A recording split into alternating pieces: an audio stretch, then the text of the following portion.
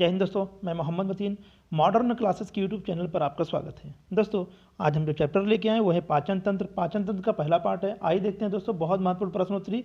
पहला प्रश्न है, आहार में लवण का मुख्य उपयोग है, यानी जो भोजन हम करते हैं उनमें नमक का क्या उपयोग है, इनमें से ऑप्शन बताना है आपको कौन सा सही है। तो पहला क्या है, जल में भोजन के कणों की विलेयता को बढ़ाना, तो ये तो नहीं सही है। बी है, भोजन के पाचन के लिए अपेक्षित हाइड्रोक्लोरिक एसिड लघु मात्रा में पैदा करना, ये भी नहीं होगा। पकाने की प्रक्रिया को सरल बनाना, ऐसा कोई बात नहीं है, ऐसी कोई बात नहीं है जिससे कि नमक से हम पकाने की प्रक्रिया को सरल कर सकते हैं। तो दोस्तों इसमें जो आंसर हो जाएगा वो हो जाएगा डी, यानी भोजन को स्वादिष्ट बनाना। यानी हम क्या करते हैं, नमक का उपयोग इसलिए करते हैं ताकि हमारा भोजन स्वादिष्ट बने। ठीक है, तो आंसर हो जाएगा डी। अब बात करते हैं दूसरा प्रश्न। दूसरा प्रश्न है, पशु प्रोटीन को प्रथम श्रेणी का प्रोटीन माना जाता है क्योंकि यह, यानी जो पशु जो हम मीट खाते हैं, जो पशुओं को खाते हैं, उसका प्रोटीन को हम प्रथम श्रेणी के प्रोटीन माना जाता है। ऐसा क्यों कहा जाता है? क्योंकि अनिवार्य अमीनो एसिड से भरपूर होता है, बाजार में सस्ता होता है, या सी सुपाच्य होता है, डी खाने में स्वादिष्ट होता है। तो दोस्तों इसका जो पहला ऑप्शन है, यानी अनिवार्य अमीनो एसिड से भरपूर होता है, इसलिए हम लोग पशु को खाना पसंद करते हैं। ठीक है। अब तीसरा प्रश्न है, गहरे तले हुए खाद्य पदार्थ कैंसर जनक होते हैं क्योंकि उनमें प्रचुर होती है। जो ज़्यादा तला भुना होता है उसको हम खाते हैं तो वो कैंसर का रूप ले लेता है, ऐसा क्यों और क्या कारण है? तो इसमें देखिए, ए वसा, बी हाइड्रोकार्बनों के कारण, अधिक के कारण यानी पकाने के तेल के कारण, या डी निकोटीन की अधिकता के कारण। तो इसका आंसर हो जाएगा ए, यानी वसा के कारण। चौथा प्रश्न है, अस्थियों और दांतों में मौजूद रासायनिक द्रव्य है, तो अस्थि और दांत में जो द्रव्य पाया जाता है वो कौन सा है? इसमें calcium phosphate, calcium chloride, C calcium sulphate, या डी कैल्शियम बोरेट। तो इसका आंसर हो जाएगा ए, यानी कैल्शियम फास्फेट। दोस्तों याद रखिएगा कि अस्थि और यानी हड्डी और दांतों में क्या पाया जाता है? कैल्शियम फास्फेट पाया जाता है। पांचवा प्रश्न है, दांत के एनेमल का कर्बुरण किस कारण से होता है? यानी दांत का जो झड़ना, यानी दांत जो हिलता या झड़ता है वो किसके कारण से होता है? ए पानी में उच्च मात्रा में क्लोरीन के कारण, या बी पानी में उच्च मात्रा में नाइट्रेट के कारण, या पानी में उच्च मात्रा में फ्लोराइड के कारण, या डी पानी में उच्च मात्रा में कैल्शियम के कारण। तो दोस्तों इसका आंसर हो जाएगा सी, यानी पानी में उच्च मात्रा में फ्लोराइड के कारण। आंसर सी हो जाएगा। छठा प्रश्न है, मनुष्य के जीवन काल में कितने दांत 2 बार विकसित होते हैं? ए 4 बार, बी 12 बार, सी 20 बार, या डी 28 बार। तो दोस्तों जो 20 दांत होते हैं वो 2 बार आते हैं, और जिसे हम अस्थायी दांत कहते हैं। और स्थायी दांत किसे कहते हैं? स्थायी दांत बोलते हैं, यानी 12 जो दांत होते हैं जो परमानेंट होते हैं उसे हम स्थायी दांत बोलते हैं। और अस्थायी दांत किसे कहते हैं? वही जो नॉन परमानेंट होता है, जो झड़ जाता है, यानी 20 दांत होता है, उसी को हम अस्थायी। यही 20 दांत 2 बार झड़ते यानी आते हैं। आंसर क्या हो जाएगा इसका? इसका आंसर हो जाएगा सी। सातवां प्रश्न, दांतों में निम्नलिखित में से क्या होता है? प्रोटीन, कैल्शियम, कार्बोहाइड्रेट, या खनिज। तो सातवें प्रश्न का क्या आंसर हो जाएगा? कैल्शियम हो जाएगा, बी। आठवां प्रश्न है, निम्नलिखित में से किस तत्व का संबंध दांतों की विकृति के साथ है? तो इनमें यह बताना है कि दांतों की विकृति के साथ किसका संबंध है, फ्लोरीन का, क्लोरीन का, ब्रोमीन का, या आयोडीन का। तो क्या आंसर हो जाएगा? बी, यानी फ्लोरीन का। ठीक है। नौवां प्रश्न है, दांत के क्षय को रोकने के लिए अधिकांश टूथपेस्ट में क्या होता है? ब्रोमाइड, फ्लोराइड, आयोडाइड, या क्लोराइड। तो दांत जो झड़ता है उसको रोकने के लिए टूथपेस्ट में क्या मिलाया जाता है? तो आंसर हो जाएगा फ्लोराइड मिलाया जाता है। 10वां है, एक वयस्क मानव में सामान्यतः होते हैं 6 चौवर्णक, 8 चौवर्णक, या 10 चौवर्णक, या 12 चौवर्णक। दोस्तों इस प्रश्न का मतलब ये है, चबाने वाले दांत, जिससे हम चबाते हैं कोई चीज़, वो कितने दांत होते हैं? तो आप याद रखिएगा कि उन दांतों की संख्या कैसे समझ में आएगा कि 3 ऊपर होते हैं बाएं तरफ, 3 होते हैं दाएं तरफ ऊपर, और वही 3 नीचे दाएं तरफ होते हैं, 3 बाएं तरफ होते हैं। तो जोड़ लिए कितना हो जाएगा? 12 दांत। यानी कि चबाने वाले दांत होते हैं कितने? 12, पूरा हमारे मुंह में मिलाकर। और सिर्फ ऊपर की बात करेगा तो 6, और सिर्फ ऊपर का एक तरफ की बात करेंगे तो 3। तो कुल मिला कितने हो जाएंगे? 12। वैसे दोस्तों दांतों की जो फार्मूला होता है 21-23 होता है, ये याद रखिएगा। 11वां प्रश्न है, मनुष्य की जीभ के किस क्षेत्र तक कड़वाहट की संवेदना सीमित रहती है? तो जो कड़वाहट होती है वो कहाँ पे पता लगता है? इसका मतलब ये है, तो ए है अगले भाग पर, बी किनारों पर, सी मध्य भाग पर, या डी पिछले भाग पर। तो दोस्तों आपने कभी देखा होगा कड़वाहट कहाँ पे होता है? पिछले वाले भाग पर होता है। तो महसूस किया होगा कभी, तो कहाँ पर होता है? पिछले वाले भाग पर। 12वां प्रश्न है, खट्टे स्वाद के लिए कोशिकाएं जिह्वा के किस भाग में होती है? यानी जो बट्स होते हैं, जीभ की जो बट्स होते हैं वो कहाँ पर होते हैं जो कि खट्टे को महसूस करते हैं? तो वो कहाँ होता है? अगले, पिछले, पार्श्व या मध्य? तो होता है पार्श्व वाले भाग पर। कहाँ होता है? पार्श्व वाले भाग पर। 13वां प्रश्न, लार किसके पाचन में मदद करती है? वसा के, स्टार्च के, प्रोटीन की, या विटामिन की? तो दोस्तों याद रखिएगा, जो लार होता है ना, वो हमारे स्टार्च को पचाने में बहुत मदद करती है। तो इसका मतलब हो जाएगा, इसका आंसर क्या हो जाएगा? बी हो जाएगा, आंसर बी।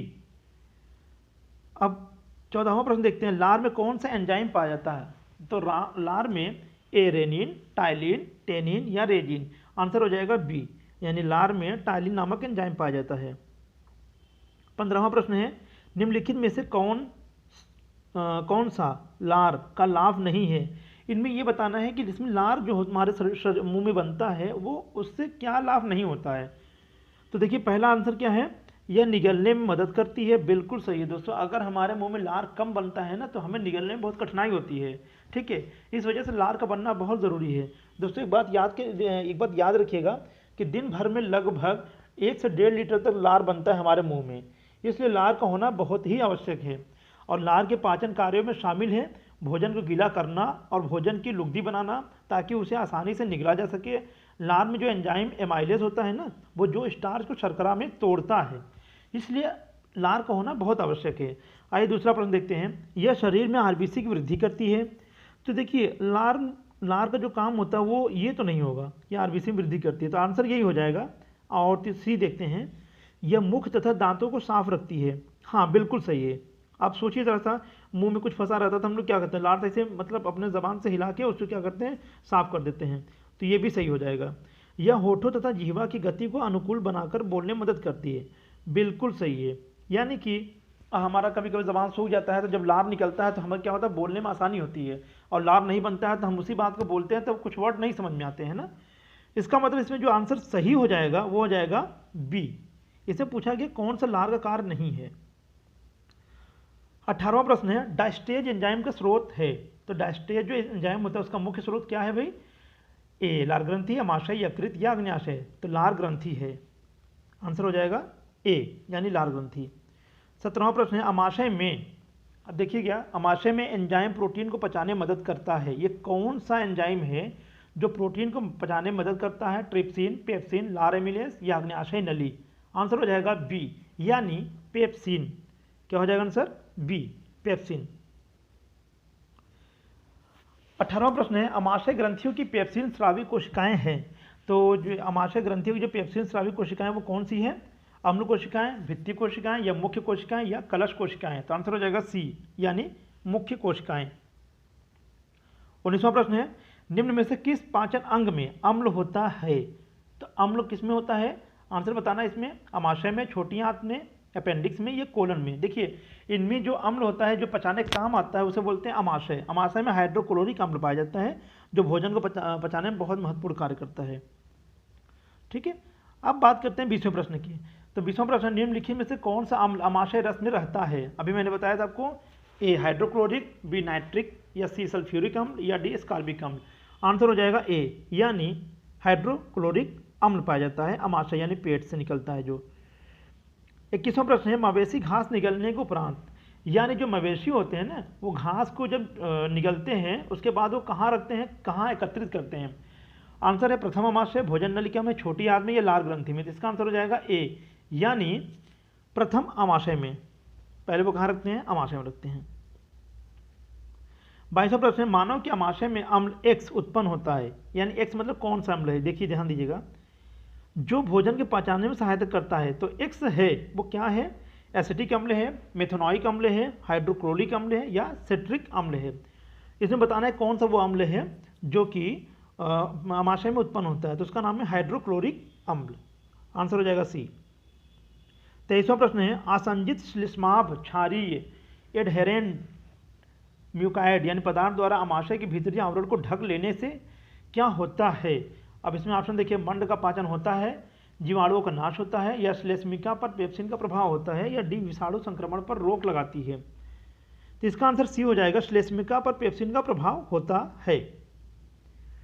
24वां प्रश्न है, अम्लीय श्रवण किसकी विशिष्टता है? मुखगुहिका की, जठर क्षुद्रांत या बृहद्रांत का? तो मुखगुहिका, इसका आंसर क्या हो जाएगा? जठर का, यानी आंसर हो जाएगा जठर। 25वां प्रश्न है, पाचन क्रिया में प्रोटीन निम्नलिखित में से किस पदार्थ में बदल जाते हैं? पाचन क्रिया में जो प्रोटीन होते हैं वो किस में बदल जाते हैं? ऑप्शन है वसाम्ल में, ग्लूकोज में, अमीनो अम्ल में, या शर्करा में। तो आंसर क्या हो जाएगा? अमीनो अम्ल में। ये प्रश्न दोस्तों एनटीपीसी ग्रुप डी यानी लगभग मैक्सिमम एग्जामों में पूछा जाता है ऐसे प्रश्नों को। ठीक है, अब बात करते हैं 26वें प्रश्न की। 26वां प्रश्न है, अमीनो एसिड की आवश्यकता किसके संश्लेषण के लिए होती है? लिपिड, प्रोटीन, कार्बोहाइड्रेट या एल्केलाइड? ऑप्शन हो जाए, आंसर हो जाएगा इसका प्रोटीन। ठीक है, अब बात करते हैं 27वें प्रश्न की। 27वां प्रश्न है, निम्नलिखित में से कौन सा अमीनो अम्ल मानव अनिवार्य माना पोषण के लिए अर्ध जाता है? वेलिन, हिस्टिडीन, मिथोआइन या ल्यूसीन? इसका आंसर होगा हिस्टिडीन। आंसर क्या हो जाएगा? बी। 28वां है, मानव जठर में प्रोटीन पाचन के लिए उत्तरदायी अनुकूलतम परिवेश है? क्षारीय, अम्लीय या उदासीन या बेसिक? तो आंसर क्या हो जाएगा इसका? अम्लीय, यानी बी आंसर हो जाएगा। 29वां प्रश्न है, कौन प्रोटीन को पेप्टोन में कौन प्रोटीन को पेप्टोन में प्रकीर्णन बदलता है? ठीक है ना, तो कौन बदलता है इसमें? ऑप्शन हो जाएगा पेप्सिन, ट्रिप्सिन, इरेप्सिन या एंटेरोकाइनेजन। तो इसका आंसर हो जाएगा पेप्सिन। आंसर क्या हो जाएगा? पेप्सिन। 30वां प्रश्न है, पाचन तंत्र निम्नलिखित में से कौन सा एक पाचक एंजाइम नहीं है? इसमें कौन सा ऐसा है जो पाचक एंजाइम नहीं है, जो मतलब कौन सा एंजाइम है जो पचाता नहीं है? तो ऑप्शन है पेप्सिन, ट्रिप्सिन, गैस्ट्रिन या टाइलिन। तो इसमें देखिए समझ में आ रहा है कि गैस्ट्रिन जो है वो पाचक एंजाइम नहीं है, यानी सी। 31वां प्रश्न है, दूध को दही में स्कंदित करने वाला एंजाइम है? रेनिन, पेप्सिन, रेजिन या सिट्रेट? तो आंसर क्या हो जाएगा इसका? रेनिन।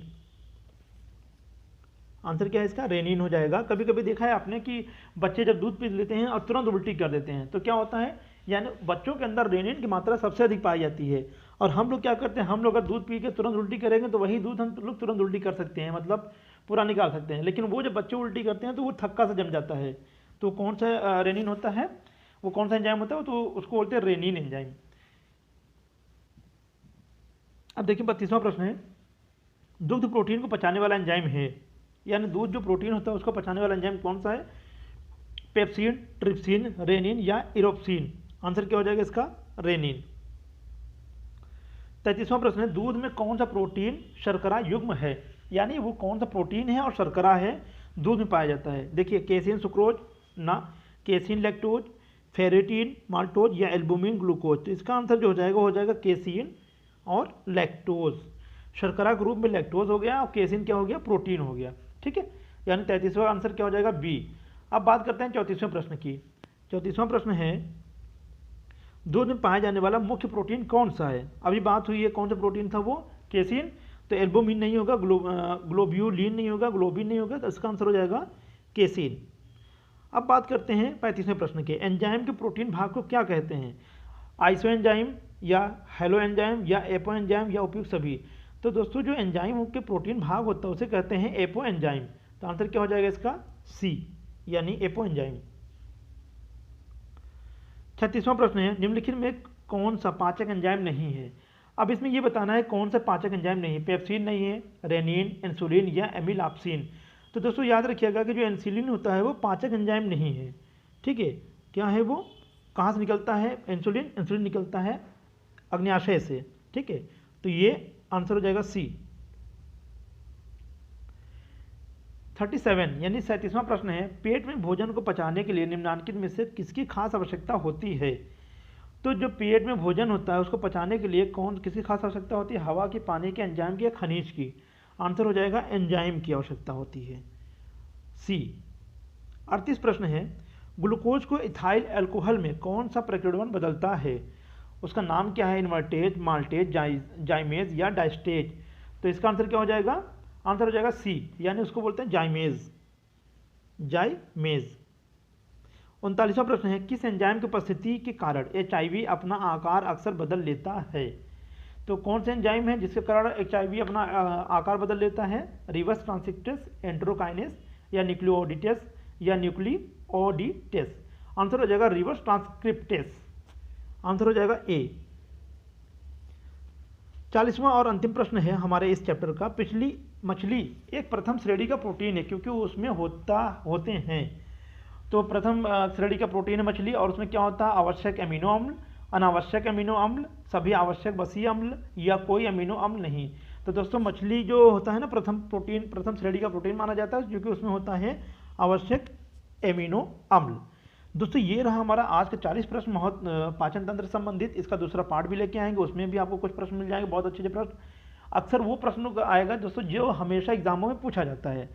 आप बने रहिएगा मेरे साथ और मिलते हैं फिर बाद में। जय हिंद, जय भारत।